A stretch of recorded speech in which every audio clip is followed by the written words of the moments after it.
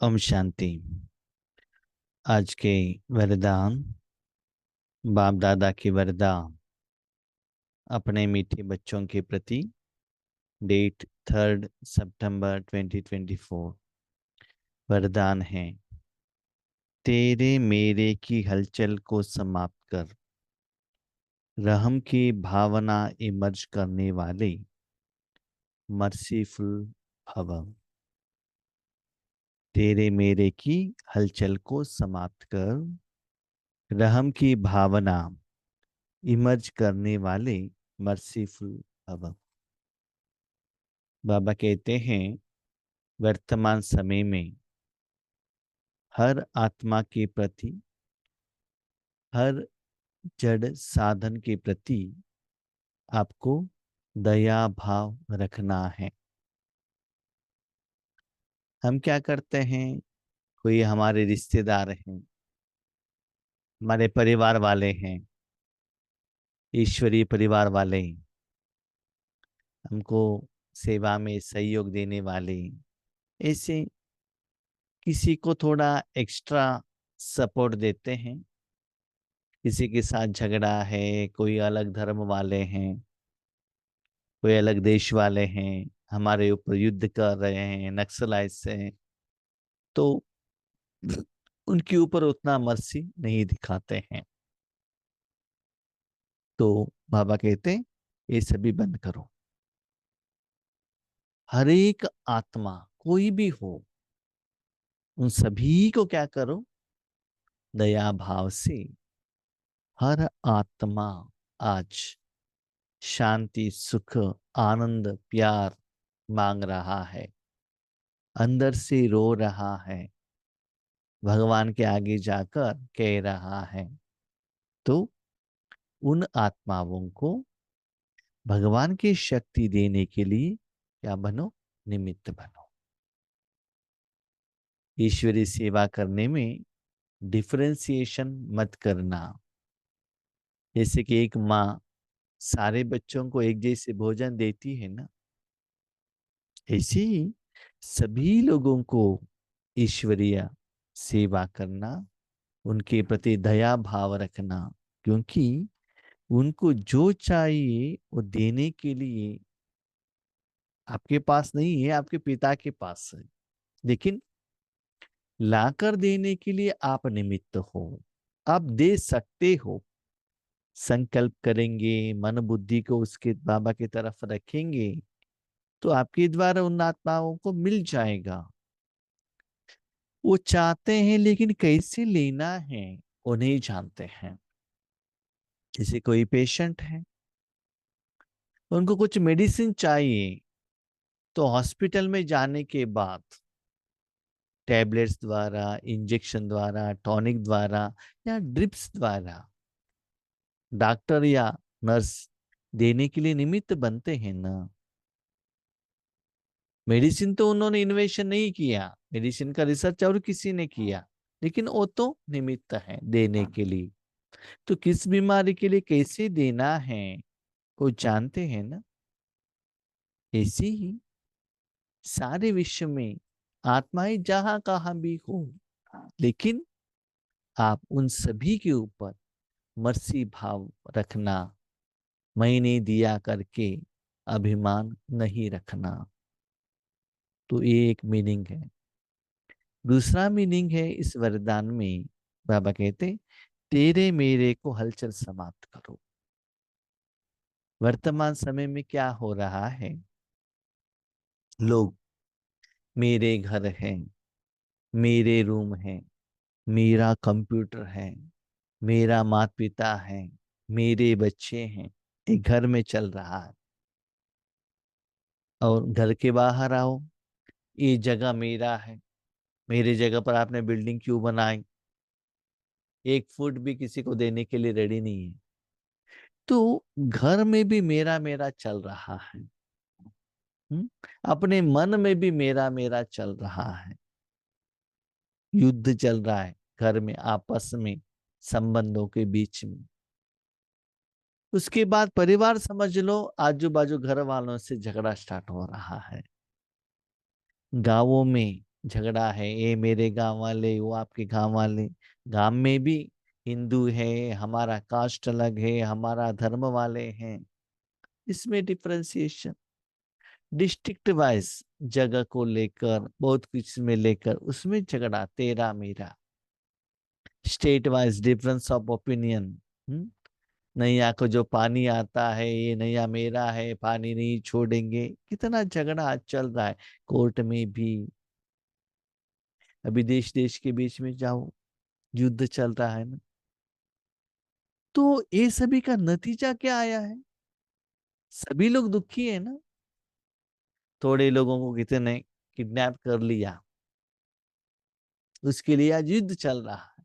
कितना जायदाद, बिल्डिंग गिर रहा है, लोग मर रहे हैं, तो वो सभी लोग रो रहे हैं।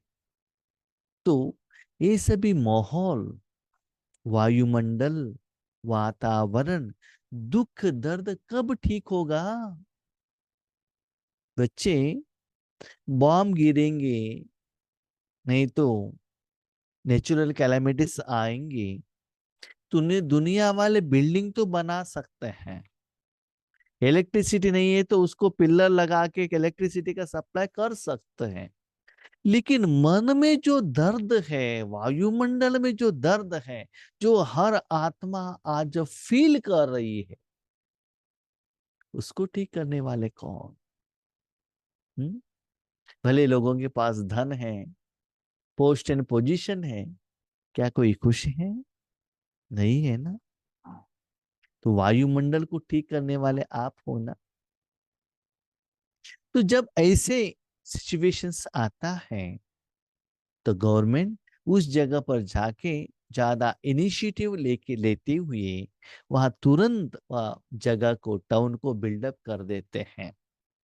तो वैसे ही आप बाबा के बच्चे राजयोगी, खुद को जो आप महान तपस्वी कहलाते हो ना, अपने मन बुद्धि द्वारा ऐसे दुखी वातावरण को ठीक करने वाले आप आत्मा हो। डॉक्टर जाकर शरीर को ठीक करेगा, धनवान जाकर किसी को भोजन देगा, बिल्डिंग बनाने वाला जाकर बिल्डिंग बना के देगा, रोड बनाने वाला रोड बनाएगा, लेकिन आत्मा से निकला हुआ दुख दर्द का जो वायुमंडल को ठीक करने वाले कौन? तो ऐसी तपस्या करो बच्चे, सभी के ऊपर मर्सीफुल भव। ऐसे नहीं कि सिर्फ इंडिया वाले हैं, अपने धर्म वाले हैं, ईश्वरीय परिवार वाले हैं, ऐसा नहीं। तो जितना ऐसे एनर्जी को आप विश्व की तरफ फ्लो करेंगे, उतना बच्चे जल्द से जल्द सतयुग आ जाएगा। बिल्डिंग बनाने से नहीं, ऐसे एनर्जी जाकर वहां पहुंचना चाहिए, तब क्या होगा? बाबा कहते हैं तुरंत दुनिया का परिवर्तन आ जाता है। इसलिए सारे विश्व के ऊपर मर्सीफुल बनो। हम लोग क्या करते हैं, अपना परिवार वालों को कुछ हो, किसी को कुछ हो गया तो तुरंत दिल को छू जाता है, बाबा ऐसे हो गया। वो दया भाव सभी लोगों के ऊपर नहीं आएगा क्या? आज दुनिया में लोग कितना दुखी हैं, वो भी आपका ही भाई बहन है ना, एक पिता के बच्चे ही है ना। तो उनका समस्या का समाधान करने वाले कौन? ऐसी बेहद में मन बुद्धि को लेकर जाते हुए उस स्थिति को इमर्ज करो। एक पौधे को पानी देने वाले ग्लास द्वारा, बर्तन द्वारा नहीं बनो, बारिश बनो, कि सारा धरती ठंडा हो जाए। ऐसे शक्तियों को फ्लो करने के लिए निमित्त बनो। इसलिए ये मेरे और तेरे को, हलचल को क्या करो? समाप्त करो। समय प्रति समय कितनी आत्माएं दुख की लहर में आती हैं। किसी को फाइनेंशियल प्रॉब्लम में, किसी का शरीर का हेल्थ का प्रॉब्लम में, किसी का अपने बच्चों से, माता पिता के साथ, आत्माओं के साथ हिसाब किताब है। किसी को इविल सोल के कारण है, किसी लोगों का घर चला गया है, कहाँ कहाँ युद्ध चल रहा है। तो कारण तो अलग अलग है, लेकिन दुख का वेव्स आ रहा है निराकार रूप में। आप चाहिए तो अपने परिवार वालों से, आजू बाजू घर वालों से बात करके तो देखो, पता चलता है वो कितना दुखी है। लेकिन शो दिखा रहे हैं, नहीं नहीं नहीं, हमारे पास पैसा है, नाम मान शान है, सच्चाई नहीं है, अंदर से कुछ नहीं है वो आत्माएं। प्रकृति की थोड़ी भी हलचल होती है, आपदाएं आती हैं, तो अनेक आत्माएं तड़पती हैं, मर्सी रहम मांगती है। कहाँ भी सुनामी आ गया, बारिश आ गया, नेचुरल कैलेमिटीज आ गई, तो वो सभी लोग किससे मांगते हैं? बाबा कहता है उन सभी लोगों का रोना मेरे पास ही आता है ना? क्योंकि वो जानते हैं उनकी समस्या का समाधान देने वाले भगवान है। वो मानते हैं कि भगवान है, कहाँ है, कैसा है, एग्जैक्टली नहीं जानते। इसे आप भी जानते हो, किसी को फिजिकली प्रॉब्लम होता है, वो एप्लीकेशन गवर्नमेंट को डालते हैं, देखो हमारा इतना बिल्डिंग गिर गया, इतना पेड़ गिर गया, हमको इतना लॉस हो गया, एप्लीकेशन गवर्नमेंट को डालते हैं।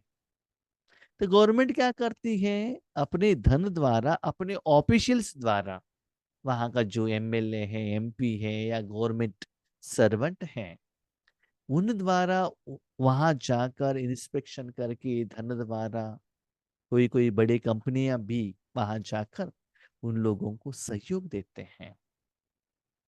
तो आप भी रूहानी गवर्नमेंट वाले हो ना? तो बाबा कहते हैं बच्चे, मेरे पास भी निराकार रूप में सारे विश्व की आत्माएं एप्लीकेशन डाले, भगवान शांति दो। भगवान के पास तो है शांति, लेकिन जिनको देने के लिए मैंने, जिनको अपॉइंटमेंट किया है, जिम्मेदारी दी है, पालना की है, जिनको मैं सैलरी प्रॉफिट दे रहा हूं, लेकिन ये बच्चे छुट्टी लेकर बैठे हैं, काम पर ही नहीं आ रहे हैं। काम पर आएंगे तो भी ठीक से काम नहीं कर रहे हैं, मोबाइल पर बात कर रहे हैं।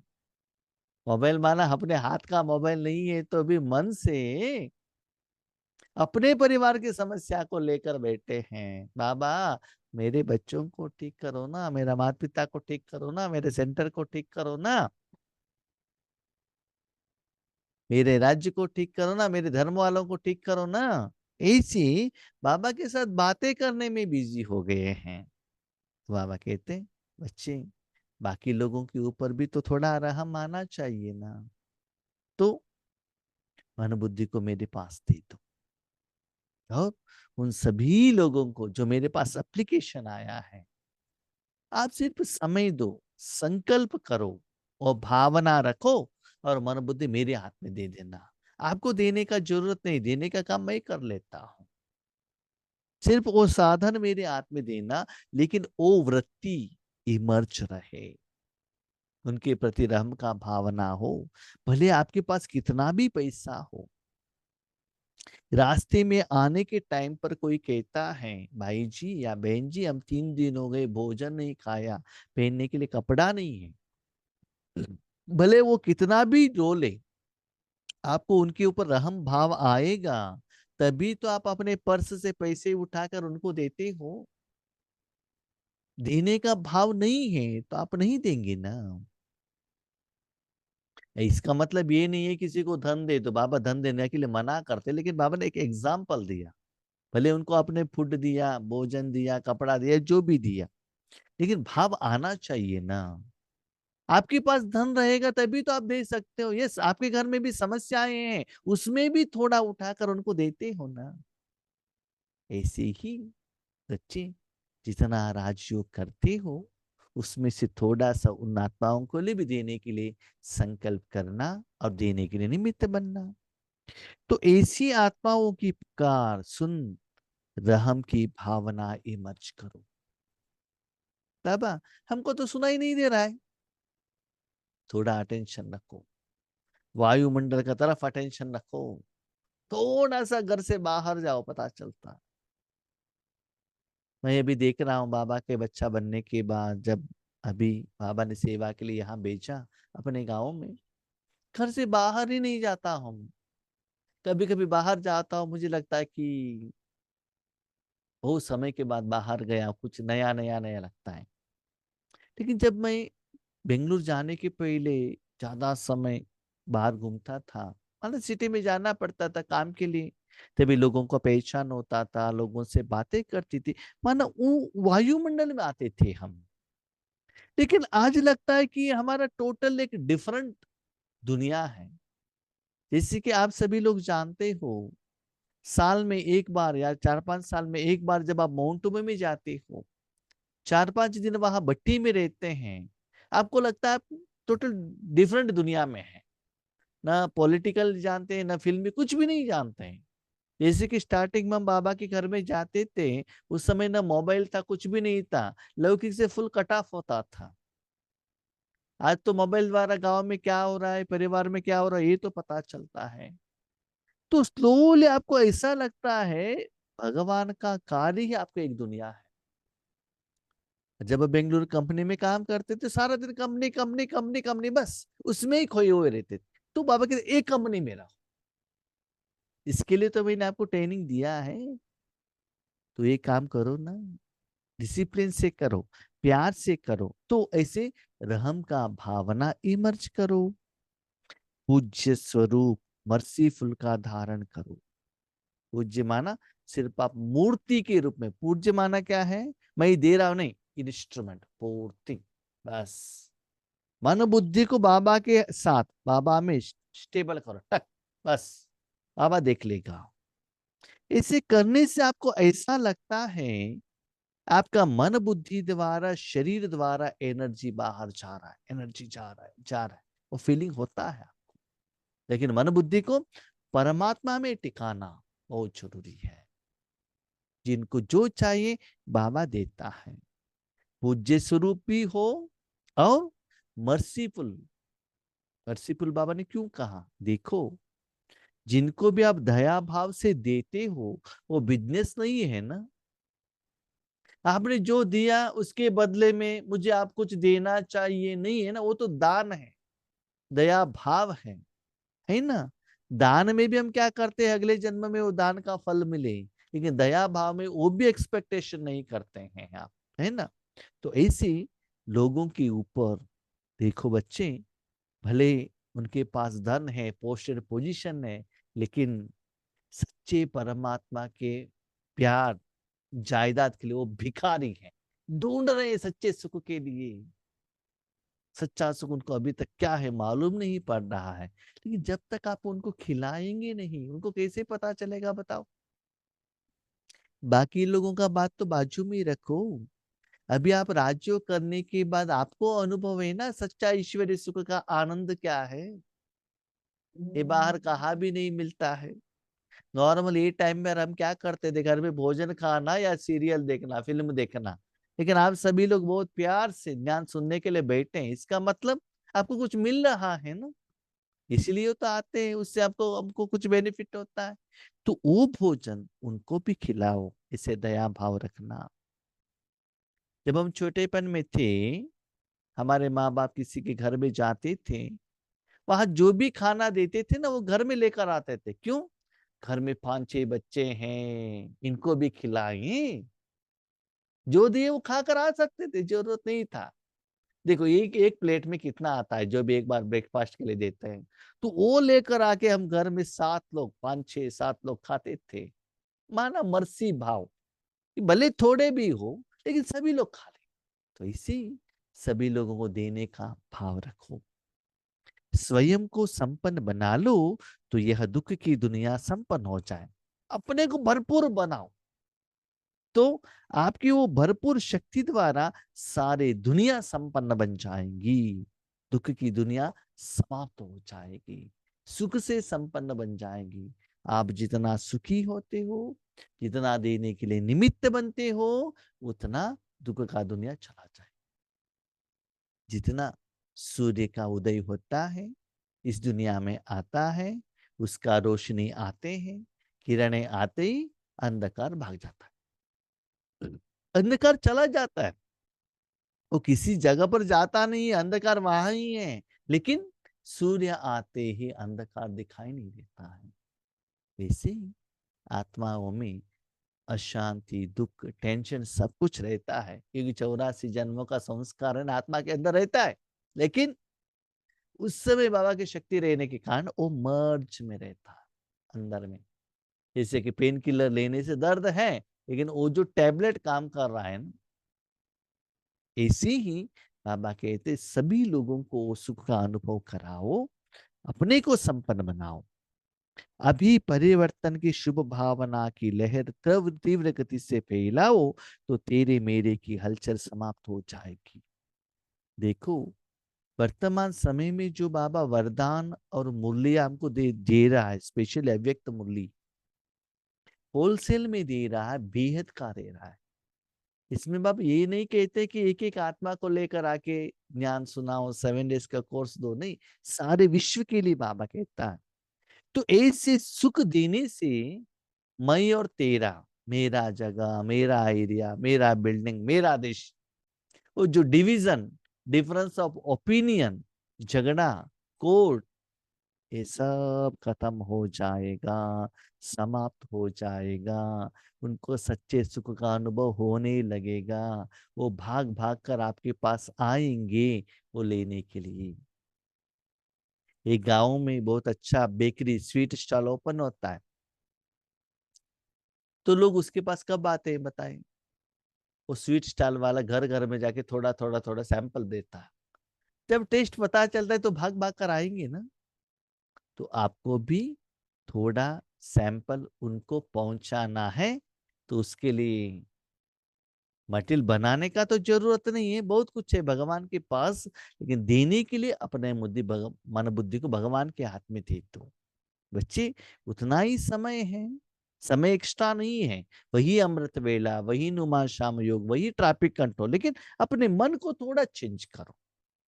अभी देखो, प्राइम मिनिस्टर ऑफ इंडिया, उनके लिए 26 आवर्स आएगा क्या? नहीं ना, वही 24 आवर्स। लेकिन सोच, इंडिया के तरफ, विश्व के तरफ रहता है ना।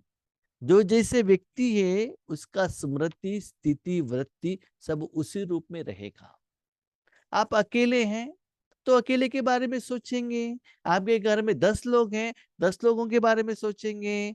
15 लोग हो गए तो 15 लोगों के बारे में सोचेंगे ना। तो जितना लोग है उसके लिए सोचते हो ना, वैसे ही सारे विश्व के लिए सोचो। ऐसे तो स्थूल में कुछ करना नहीं है ना, यहाँ तो सिर्फ मन को रखना है बस। तो ऐसे दया भाव को इमर्च रखना। लेकिन ये करना है, लेकिन हम लोग क्या कर रहे हैं? ये बाबा स्लोगन में कहते, व्यर्थ संकल्पों की हथौड़ी से समस्या के पत्थर को तोड़ने के बजाय हाई जंप दे समस्या रूपी पहाड़ को पार करने वाले बनो।